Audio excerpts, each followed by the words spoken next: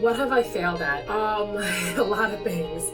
So one of the things that I failed at, I would say, was when I was initially thinking about the MBA program.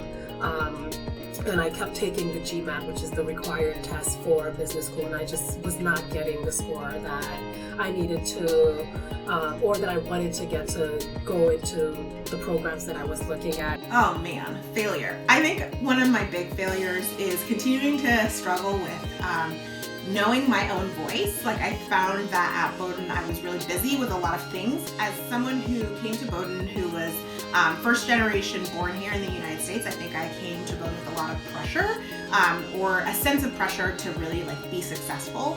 And one of the things that I feel like I've didn't do super well there and continue to struggle with is finding my own voice and figuring out how to decide what I like for me as opposed to doing things for others. Many times I'm confident, sold that I know exactly what the diagnosis a patient has, only to share my findings with an attending and be told, you're not even close. Sometimes it's grants. I've applied for multiple grants, funding stipends, only to be told, this time it's just not your turn. I think an important lesson about failure is to not set oneself up for failure by taking a job for the wrong reasons. Namely, that you don't really love the idea of doing that job.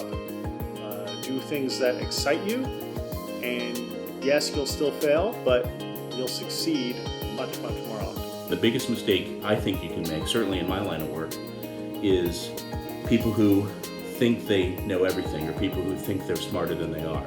Being in investing and working in finance and things like that, you learn very quickly that you're not, that you make mistakes.